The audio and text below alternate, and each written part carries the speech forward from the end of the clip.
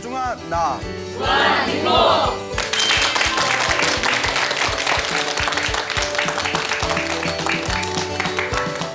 예, 만나서 반갑습니다. 반갑습니다. 예, 광호 스님입니다.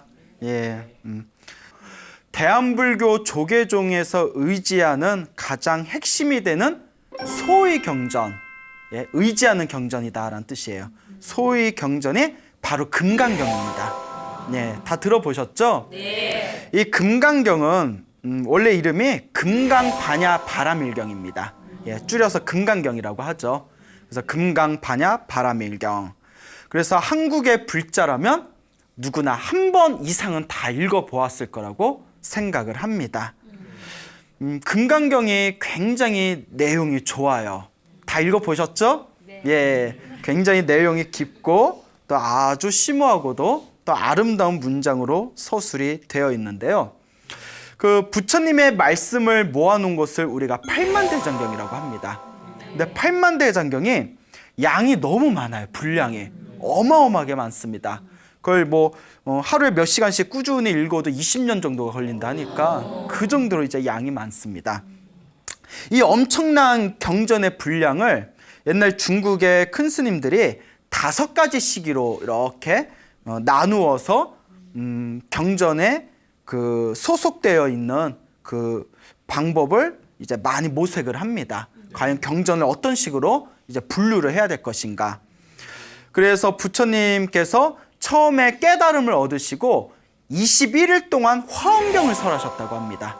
예, 35살에 보리수 나무 아래에서 깨달음을 얻으시고 21일 동안 화엄경을 설하셨는데 화엄경이 너무 어려워서 중생들이 아무도 알아듣질 못했답니다. 예? 그러니까 부처님께서 고민을 하십니다. 그래, 중생들 수준이 낮으니까 순서대로 유치원 수준, 초등학교 수준, 중고등학교 수준, 대학교 수준으로 가르치자. 그래서 21일 동안 화엄경을 가르치시고 중생들이 아무도 못 알아들으니까 수준을 확 낮추셔서 12년 동안 아함경을 가르치셨다고 합니다. 아함경을 중국에서는 이제 기초불교라고 부르는데요. 12년 동안 아함경을 가르치고 나서 이제 중생들의 눈이 좀 떠졌어요.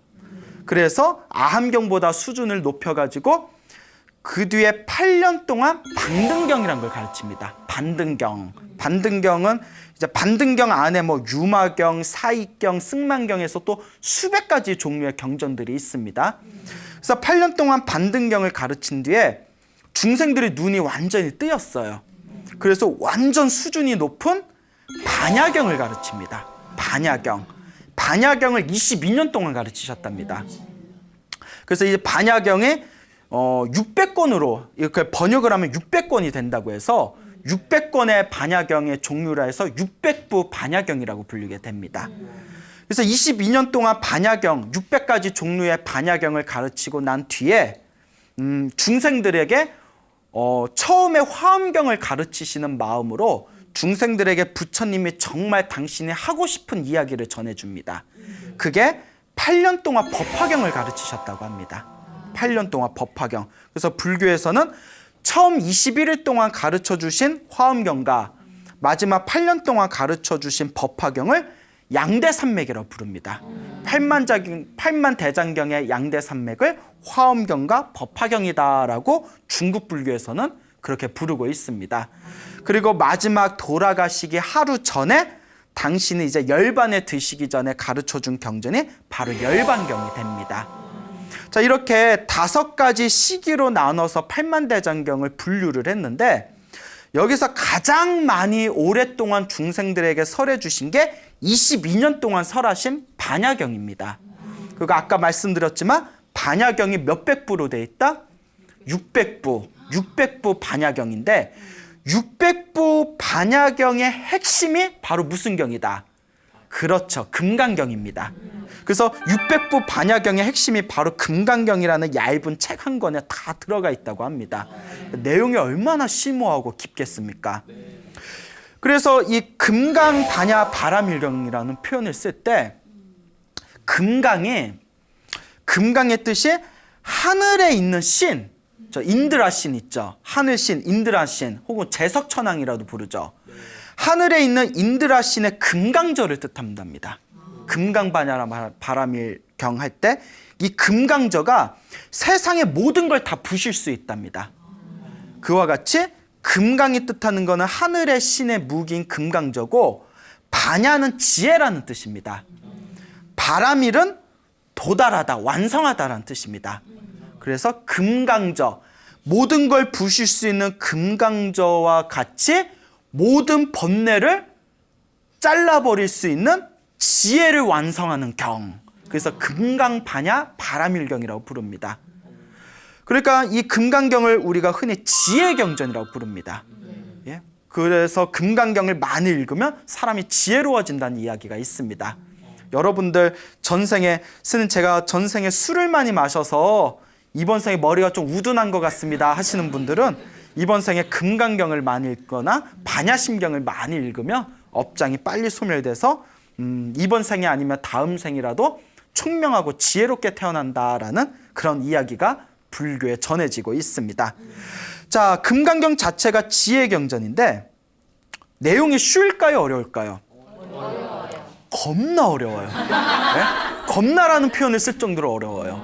그래서 제가 또 금강경 강의를 제가 한 여러 번 했었는데, 제가 또 경전 강의라면 좀 쉽게 설명하는 스타일이거든요. 근데 저한테 뭐 눈치채셨잖아요. 저는 좀 쉽게 얘기하는 스타일이에요. 근데 저한테 금강경 강의를 들으셨던 불자님이 자기가 금강경 강의를 노보살님이셨는데 젊었을 때부터 금강경이 너무 좋아서 강의를 지금까지 10번을 들으셨대요. 10번을 들어도 무슨 내용인지 잘 몰랐었다라는 이야기를 하실 정도로 금강경이 굉장히 심오한 가르침을 담고 있습니다. 그런데 금강경을 다른 말로 공덕경이라고도 부릅니다. 공덕경. 뜻을 알고 읽든 모르고 읽든 읽는 것만으로도 공덕을 얻는답니다. 그러니까 우리가 뜻도 모르고 읽으면 무슨 그게 공덕이 있겠냐 이런 말을 쓰지 않습니까? 아닙니다. 뜻을 모르고 읽어도 공덕이 생기는 경전이 바로 이 금강경입니다. 뭐 금강경, 뭐 반야심경, 법화경, 화엄경 등등의 경전들은 뜻을 모르고 읽어도 읽는 것만으로도 공덕이 생긴다고 해요. 그래서 우리 불교계에서는 오랜 옛날부터 금강경을 읽어서 공덕과 가피를 입은 신비한 이야기가 굉장히 많습니다. 그래서 이제 금강경은 무슨 뜻인지 모르고 읽어도 공덕이 생기는 신비한 금강경의 가피에 대해서 몇 가지 재미난 이야기를 해드리겠습니다. 금강경이 옛날에 중국에서는 속명경이라고 별명을 붙였답니다. 속명경, 수명을 늘려주는 경전이다라는 거예요. 목숨이 늘어나는 경전. 그래서 금강경 별명이 속명경이다. 그래서 옛날에는 특히 중국에서는 몸에 병을 고친다거나 오래 살고 싶으면 금강경을 많이 읽어라라는 이야기가 있을 정도였다고 합니다. 중국 양나라 시대 때 초제사라는 절이 있었습니다. 초제사라는 절이 있었는데 이 초제사라는 절에 나이 어린 동자승이 하나 일찍 출가를 합니다. 이 나이 어린 동자승이 이제 절에서 이렇게 자라다가 그 근방에 굉장히 유명한 관상가가 살고 있었답니다. 여러분 관상 보신 적 있으세요? 네. 영화 말고 실제 관상 보신 적 있으세요? 네. 있어요? 네. 어때 잘 맞추는 것 같아요? 네. 그래요? 나중에 저 좀 가르쳐 주세요. 자, 웃자간 말이고 유명한 관상가가 있었는데 굉장히 백발백중이었다고 합니다. 그러니까 이 스님의 이름이 염 스님입니다. 외자였나 봐요. 이 염 스님께서 관상가가 있는데 어린 마음에 너무나 잘 맞춘다니까 호기심이 생기는 겁니다. 스님인데도. 그래서 나도 한번 보러 갈까? 나이가 어리니까. 이제 쫄래쫄래 이제 관상가 집에 갑니다. 그래서 나 여기 초제사에서 온 스님인데 저도 관상 좀 봐주세요 하니까 이제 관상 보시는 분이 다 보더니 아유 스님 제가 진실을 얘기해도 되겠습니까? 이러는 거예요. 이러면 괜히 사람 가슴 떨리거든요. 뭔 얘기하려고. 그러니까 이제 해맑은 이 나이 어린 스님이 그럼 당연히 진실을 얘기해 줘야지 솔직하게 얘기해 주세요 하니까 스님은 참으로 지혜롭고 총명해서 요 관상대로라면 미래에 큰 스님이 되실 분 같은데 안타깝게도 수명이 짧습니다 이러는 거예요. 그러니까 다 염스님이 딱 나이는 어린데 기계는 있어요. 사람이 태어나면 죽는 것은 당연지사. 저는 그런 거에 연연하지 않습니다. 그래 몇 살까지 살겠습니까? 그 관상가가 18살을 못 넘길 겁니다 하니까 염스님이 상처를 받았어요. 예? 설마 그렇게 단명일 줄은 몰랐겠죠. 그거 막 떨리는 목소리로 18살 이랬겠죠? 예? 아 이거 너무 아니 18살 내가 지금 몇 살인데 몇 년이나 남았다고. 예? 아 진짜 너무하다. 예? 그래서 이제 18살만 남았다니까 막 떨리는 가슴. 또 나이 어리니까 얼마나 순진해요. 큰 스님들을 찾아갑니다. 스님, 예? 제가 관상가한테 관상을 봤는데 18살 분이 못 산답니다. 저 어떡합니까 스님? 저 이대로 죽는 겁니까? 18살이면 낭랑 몇 세예요? 18세인데 예? 한자 발음 잘해야 돼요. 예? 예? 아 낭랑 18세인데 예? 어떡합니까? 했더니 큰 스님들이 한결같이 운명을 바꾸려면 불법에 의지해야 된다. 그러니 금강경을 읽어라. 금강경을 읽으면 옛날부터 수명이 늘어난다고 했다.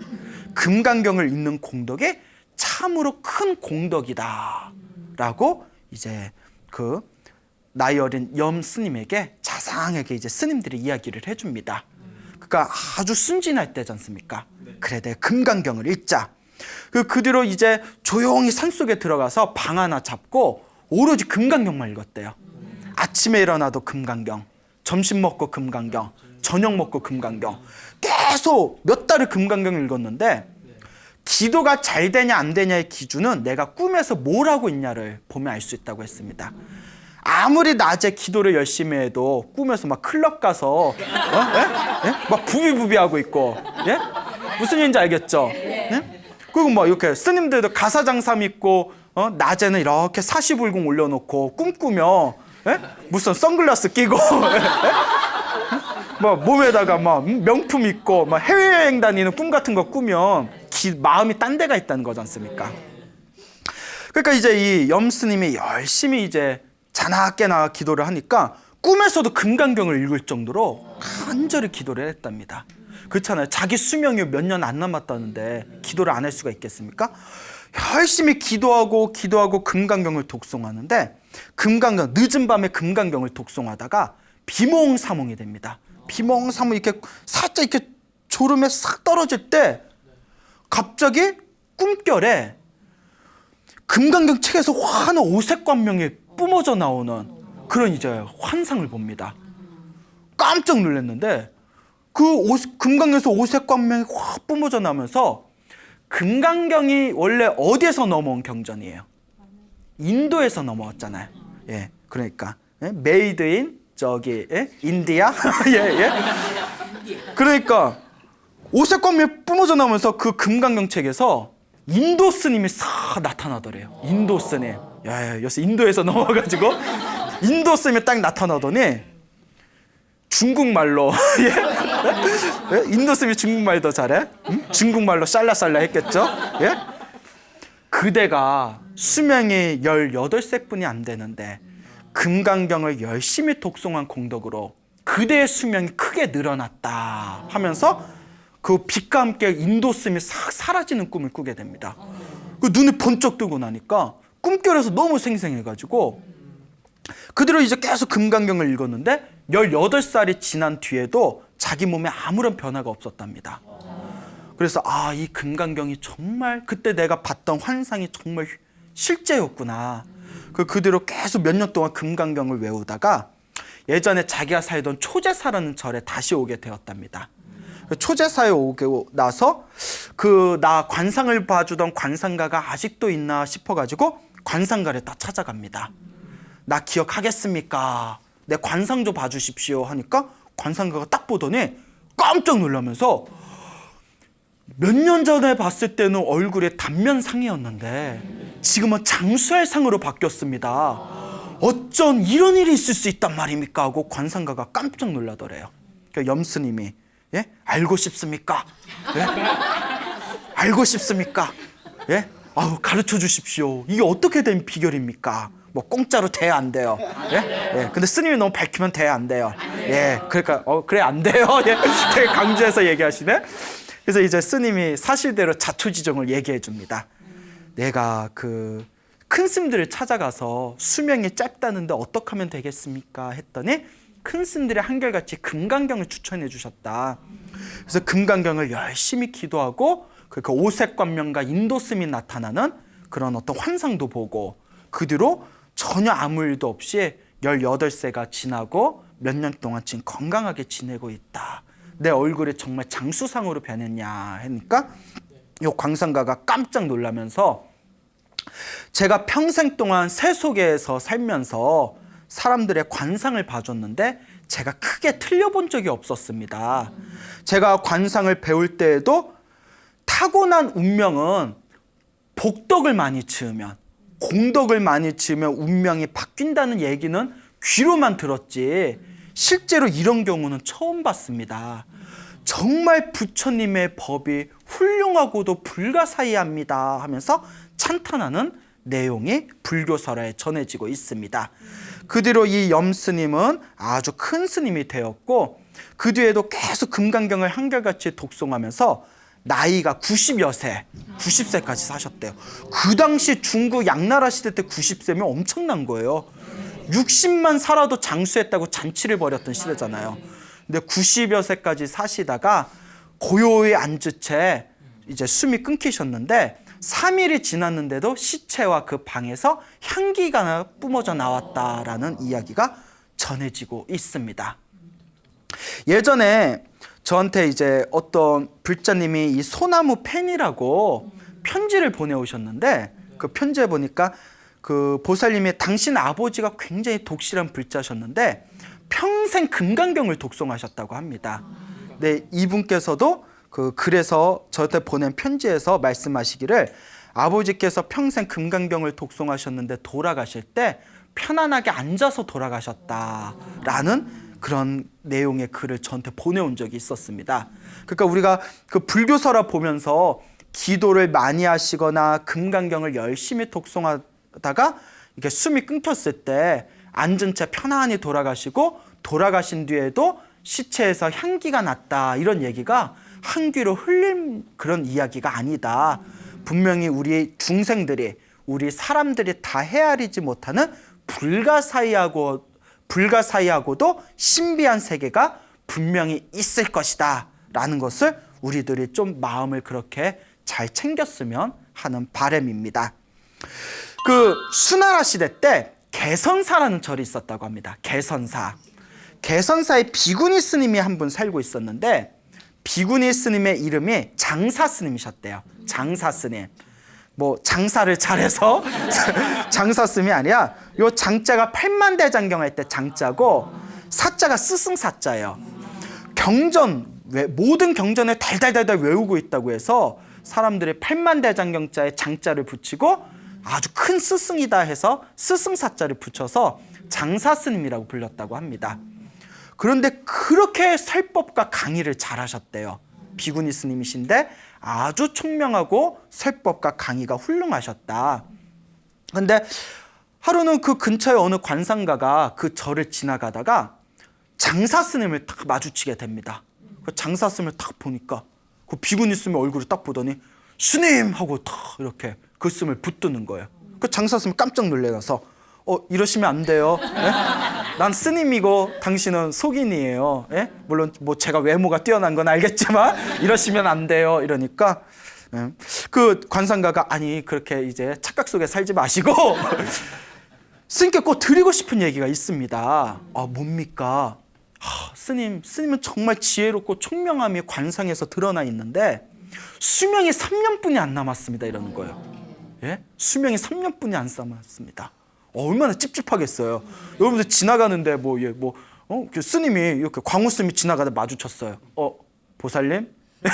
저 보살님의 관상을 보니 참 얼굴이 참 좋아 보이네요. 예, 아주 얼굴이 좋아 보입니다. 그 기분 좋았죠. 근데 갑자기 얼굴은 좋은데 수명이 3년뿐이 안 남았네요 하면 뭐 이런 재수 없는 막 이런 생각이 뭐야 이런 생각 들겠어요 안 들겠어요? 듣죠. 찝찝하죠. 근데 장사 스님이 그 얘기를 듣고 막 손발이 떨려오는 거예요. 내가 평생 동안 부처님 가르침을 설법할 줄만 알았지 이런 일을 당해서는 내가 아무 힘을 쓸 수가 없구나. 그래서 내가 내 운명을 기도로 바꿔야 되겠다. 그 부처님한테 딱 기도를 올립니다. 부처님, 제가 남은 3년 동안 열심히 기도하고자 하오니 제가 기도할 경전을 선택해 주십시오 하고 딱 기도를 하고 그 책이 잔뜩 있는 방에 가서 눈을 감고 책을 하나 딱 선택해서 눈을 떠봤더니 무슨 책이었겠어요?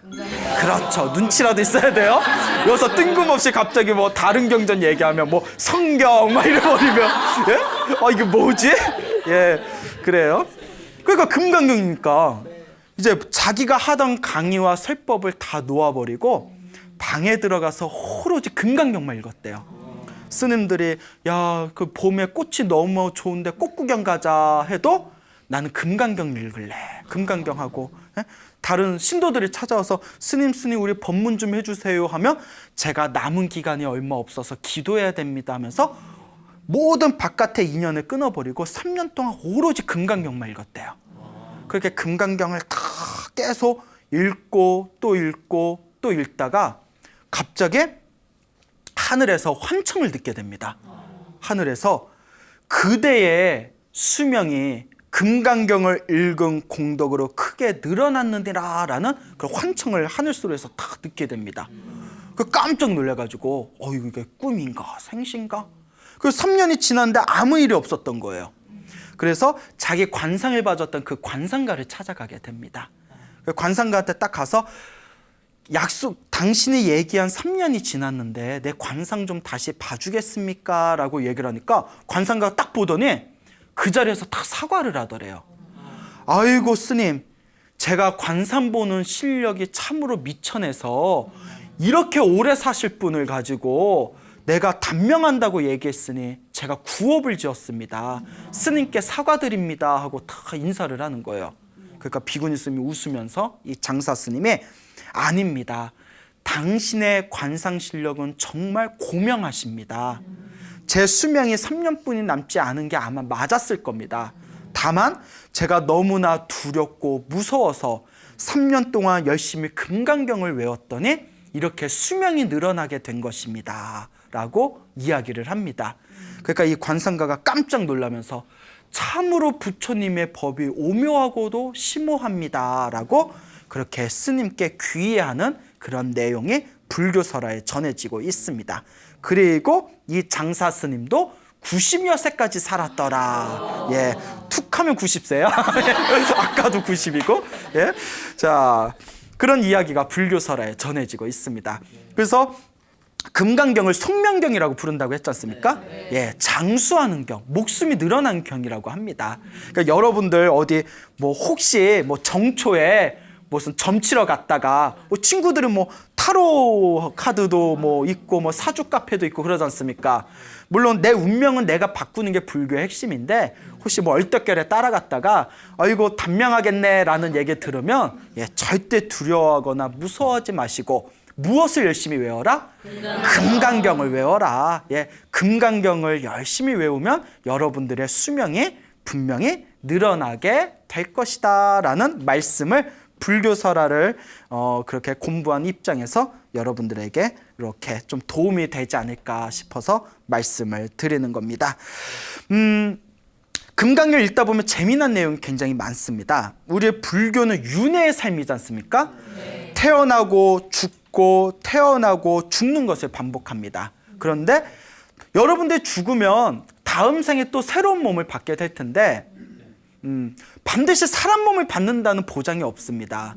불교에서는 그 육도 윤회, 지옥, 악귀, 축생, 아슈라, 인간, 천상, 지옥에서 천국까지 끊임없이 태어나고 죽는 걸 반복한다고 합니다. 깨달음을 얻을 때까지. 중국 송나라 시대 때 저 소주라는 지방이 있었답니다. 소주. 여러분 뭐 소주 좋아하세요? 예? 그 소주 땅이 있었는데 그 소주라는 소주가 아니라 소주죠. 소주라는 땅에 주씨성을 가진 진사가 있었답니다. 예, 주씨성을 가진 진사가 있었는데 주진사라고 불렸겠죠. 평생 유교 경전만 공부하고 불교를 굉장히 깔보았다고 합니다. 예? 그 사람들이 우둔해서 불교 같은 미신을 믿는 거다. 성인의 가르침은 오로지 공자와 맹자, 공맹의 도리다. 그 불교를 무시하던 유교를 공부하던 유생이었는데 어느 날 호구산에 놀러 가게 됩니다. 예, 호구산. 예, 호구라니까 갑자기 웃으시네요. 호구산에 이제 놀러 가게 되셨는데 호구산에 큰 절이 있었대요. 그 절에 사람들이 잔뜩 모여 있는 거예요. 이 절에 무슨 행사가 있어. 여기에 큰 스님이 법문을 하신다고 해서 저희들이 모여 있습니다. 그러니까 참 극강, 그 중들이 하는 법문 들어봤자 뭔 필요가 있다고 속으로 생각하다가 그래 그래도 얼마나 대단한 법문 하는지 내가 한번 들어보자. 호기심에 들을 수 있지 않습니까? 그 뒤에서 사람들 뒤에서 딱 큰 스님 법문을 듣는데 그 큰 스님께서 금강경 법문을 하셨답니다. 금강경의 도리에 대해서 딱 법문을 하시는데 요 주진사가 그래도 전생에 성근이 있었나 봐요. 그 자리에서 충격을 받습니다. 이야, 세상에 불교에 저런 가르침이 있다니. 내가 너무나 불교를 무시했구나. 정말 부처님의 가르침이 참으로 심오하구나. 그래서 집으로 돌아온 뒤에는 그때부터 불교에 관심을 가지고 공부를 시작했고 틈틈이 금강경도 이렇게 한 번씩 읽어봤다고 합니다. 그러다 어느 날 이 주진사가 다 잠에 들었는데 이제 꿈을 꾸게 됩니다. 꿈을 꿨는데 꿈속에 파란색 옷을 입은 사람이 5사람을 붙들고 이렇게 길을 가더랍니다. 딱 보니까 괜히 자기도 따라가고 싶더래요. 어디 가지? 그래서 나도 쫄래쫄래 이렇게 이제 주진사가 따라가는데 큰 길로 쑥 가다가 이 파란 옷을 입은 사람이 5사람을 데리고 골목 안으로 이렇게 들어가더니 그 골목 안에 파란색 커튼을 친 큰 집이 나오더랍니다. 그 집에 그 5사람이 쑥 들어가길래 자기도 이렇게 그 집으로 들어갔답니다. 근데 그 집에 들어가니까 주방에 큰 나무통으로 만든 그릇이 있더랍니다. 그 그릇이 나무로 만든 그 통 그릇이 있었는데 그 나무로 만든 그 그릇에 이렇게 펄펄 끓는 뜨끈한 이렇게 물이 담겨져 있더래요. 그 5사람이 그 물을 이렇게 마시는 걸 보고는 자기도 아이고 나도 목마른데 마셔야지 하면서 그 나무 그릇에 담겨져 있는 따뜻한 물을 이렇게 마시려는 찰나에 갑자기 시커먼 거인이 나타나더래요. 거인이 싹 나타나더니 금강경을 읽은 사람이 이 물을 왜 마시려 하느냐 하면서 고함을 꽥 지르더랍니다. 금강경을 읽은 사람이, 금강경을 듣는 사람이 왜 이 물을 마시느냐, 불법을 배운 사람이 왜 이 물을 마시느냐 하면서 고함을 꽥 지르는 소리에 호통소리에 자기도 모르게 꿈에서 탁 깼답니다. 뭔 꿈이지? 심상치가 않잖아요. 뭐지? 근데 꿈이 범상치가 않아서 꿈에서 봤던 길을 이렇게 나가봤대요. 나가보니까 꿈에서 봤던 길이 그대로 있더랍니다. 혹시 하고 골목 안으로 들어갔더니 꿈에서 봤던 파란색 커튼이 있는 집을 발견하게 됩니다. 그 꿈하고 똑같은 거예요. 야, 신기하죠? 네. 여러분들 가끔 길 가다 보면 처음 왔던 데인데 어디서 많이 본 것 같고 이런 거 느껴본 적 있죠? 예? 이거 뭐 데자뷰라고 하나요? 뭐 그런 게 있지 않습니까? 예. 그러니까 이제 이거 신기하다. 이거 꿈에서 봤던 게 그대로 있네. 그래서 그 집에 싹 들어가서 주인을 찾습니다. 여기 주인장 계시오. 그 이제 주인이 나와요. 여기 혹시 집에 뭐 무슨 일 없었어? 뭐 별일 없었는데요? 아니 내가 뭐 알아볼 게 있어서 그런데 뭐 사소한 거라도 뭐 좀 평소와 다른 특별한 일이 없었습니까? 다른 일은 없었고 우리 개가 새끼 6마리를 낳았는데 한 마리가 죽어버렸습니다. 이러는 거예요. 한 마리가 그래서 그렇습니까? 그렇게 주방을 봤더니 그 주방에 꿈에서 봤던 그 나무 그릇에 담겨져 있는 물, 그게 그 주방에 꿈에서 본 게 똑같은 게 있는 겁니다. 그때 주진사가 깜짝 놀라면서 그때 자기가 꿈에서 몇 사람을 봤어요? 5사람을 봤잖아요. 그리고 자기까지 몇 사람이에요? 6사람이었는데 그날 개가 새끼 몇 마리를 낳았다고 했어요? 6마리를 낳았는데 몇 마리가 죽었다? 한 마리가 죽었다. 자기가 저물을 마시고 그 시커먼 거인이 나타나서 자기를 깨우지 않았다라면 내가 뭘로 태어날 뻔했구나. 개로 태어날 뻔했구나 라는 것을 그 자리에서 깜짝 놀라면서 온몸에 소름이 확 돋더랍니다.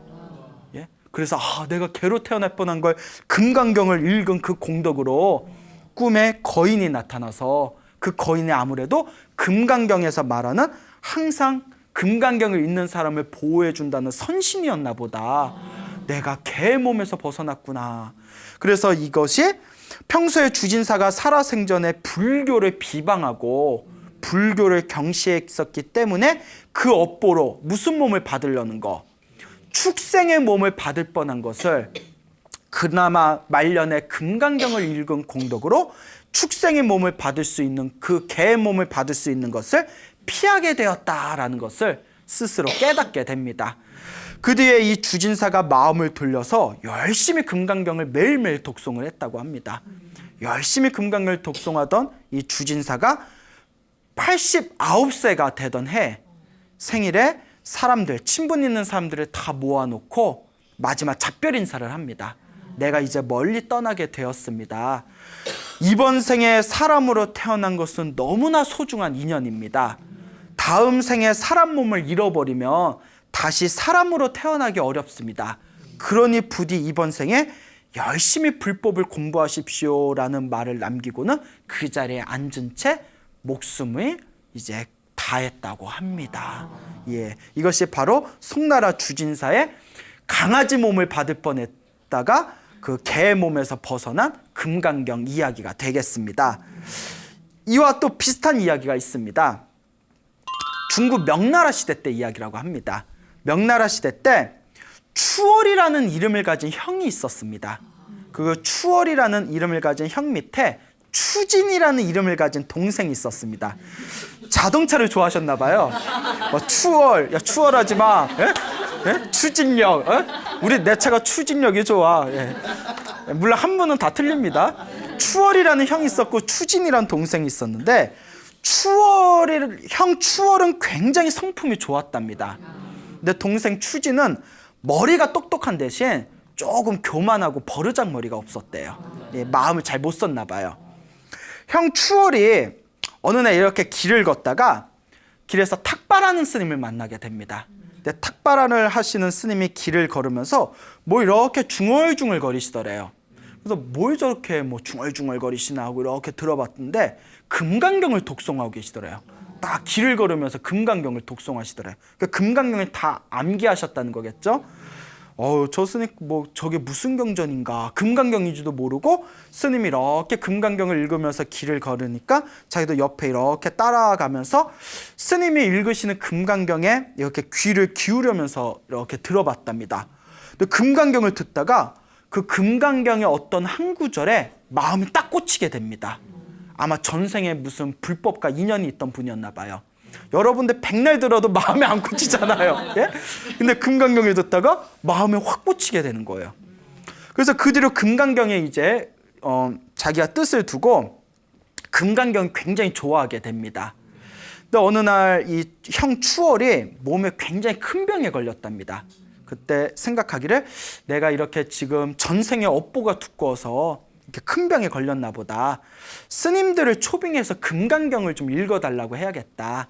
스님들이 금강경을 읽어주면 아마 내 업보가 빨리 사라질 것 같다. 그래서 이제 스님들을 여러 분 모셔놓고 이제 스님들을 초빙해서 자기가 누워있는 침상에서 금강경 독송을 해달라고 청을 합니다. 스님들이 오셔서 금강경을 다 읽어주면서 이 불자께서 빨리 몸이 쾌차하기를 발언합니다 하면서 금강경을 독송해 주는데 하필 그때 옆에 동생 추진이 있었대요. 근데 이 동생은 불교를 별로 안 좋아했답니다. 그래서 뭐 우리 형은 몸이 아프면 약을 먹어야지 왜 스님을 불러? 예? 이러니까 우리나라가 안 되는 거야. 뭐 이러면서 예? 왜 저런 미신에 빠질까? 근데 어떻게 그래도 하나뿐이 없는 형인데 그래서 어쨌거나 자기도 형이 몸이 아프고 또 기껏 스님들이 와서 저렇게 정성껏 금강경 독송을 해주니까 옆에 무릎 꿇고 앉아서 합장하고 스님들이 금강경 독송하는 것을 옆에서 같이 동참을 했답니다. 근데 이렇게 옆에 무릎 꿇고 합장하고 이렇게 앉아서 금강경을 듣다가 금강경을 스님들이 반쯤 읽을 때쯤에 마음에 갑자기 환하게 열리는 걸 경험하게 됩니다. 이 동생도 전생에 불법하고 인연이 있었나 봐요. 그러니까 금강경을 한 반쯤 있다가 마음이 환해지는 걸 경험하면서 그 자리에서 깜짝 놀랍니다. 이야, 이 부처님의 이런 가르침은 내가 지금까지 봤던 유교의 어떤 경전에도 나오지 않는 정말 심오한 법이다. 세상에 부처님의 법이 이렇게 위대할 수가. 그리고 그날 이후로 요 교만하고 버르장머리 없었던 동생 추진도 불제자가 되고 불법의 마음에 믿음을 일으키기 시작합니다. 근데 이 동생 추진이 어느 날 그 마을에 전염병이 돌다가 그 엿병에 걸려가지고 혼절을 해서 의식을 잃어버립니다. 혼절을 해서 의식을 딱 잃어버리는데 열흘 동안 의식을 잃은 채로 침대 위에 이렇게 누워 있습니다. 그러니까 열흘 동안 완전히 의식을 잃어버린 채 식물인간처럼 다 이렇게 침상에 누워 있다가 열흘을 지난 뒤에 눈을 부스시 뜨더니 말끔하게 몸의 병이 다 나아버립니다. 그리고 가족들을 모아놓고 내가 열흘 동안 내가 신비한 꿈을 꿨다 이러는 거예요. 야, 내가 신기한 꿈을 꿨어. 가족들이 무슨 꿈을 꾸셨길래 그렇습니까? 아니, 내가 의식을 잃고 쓰러졌는데 꿈에 저승사자를 따라서 내가 염라대왕을 만났다. 그 염라대왕을 나를 딱 보더니 너는 살아생전에 싸가지도 없고 교만하고 버르장머리도 없어가지고 너 지옥에 갈 정도는 아니지만 너는 네 죄를 갚아야 된다. 그러니 저기 마을에 이작방이라는 사람이 있는데 이름이 이작방이에요. 이작방. 이작방이라는 사람이 있는데 이 이작방이라는 사람의 집에 소로 태어나가지고 13년 동안 소로 살면서 네 그 버르장머리 없는 죄업을 갚거라. 평소에 사람들한테 마음을 잘 못 썼나 봐요. 그 염라대왕이 바로 그 동생 추진을 그 이작방이라는 사람의 집에 있는 어미소의 자궁 속에 집어 던져버립니다. 그리고 자궁 속에 쏙 그 태에 들어가가지고 새끼 소로 싹 태어났는데 하얀색 소로 태어나게 됩니다. 하얀색 송아지, 흰색 송아지로 싹 태어나가지고 그래서 이제 어찌할 줄을 모르고 있을 때 갑자기 절에 그 탱화에서 보던 하늘의 신장 있죠. 하늘 신중탱화에 나오는 그림에서만 보던 하늘의 신장이 그 금강저라고 하늘의 신장들이 무기로 사용하는 쇳덩어리가 있습니다. 금강저라는 게 있어요. 금강저를 쇳덩어리를 딱 들고 하늘에서 싹 내려오더니 금강경을 듣고 불법의 마음을 일으킨 사람이 왜 여기 있느냐 하면서 그 쇳덩어리로 새끼소, 하얀색 새끼소, 그 자기 자신이겠죠? 새끼소의 머리를 세게 후려치더랍니다. 금강경을 듣고 불법의 마음을 일으킨 사람이 왜 여기 있느냐 하면서 머리를 꽝 하고 쳤는데 어찌나 아프든지 아파가지고 아야야 하고 눈을 떠봤더니 자기가 침대 위에 누워있더라. 야, 꿈도 참 신기한 꿈인데 야, 꿈이 얼마나 생생한지 나 아직도 머리가 아프다 이러는데 야, 머리에 야, 뭘 봐봐 멍들었냐? 막 이러면서 아파 진짜 아파 막 이러면서 근데 형 추월이 동생 얘기를 듣고 야, 이거 꿈이 범상치가 않다. 그 이작방이라는 사람 좀 찾아보자. 그 이작방 지금 같으면 인터넷에 이작방 이렇게 쳐보면 될 텐데 그때 인터넷이 있어요 없어요? 없잖아요. 명나라 시대 때 인터넷 없거든요. 지금 바로 이제 어플 꺼내가지고 이렇게 하면 되는데 그래서 주변 사람한테 수소문하니까 아니나 다를까 근처에 이작방이라는 사람이 있었더래요.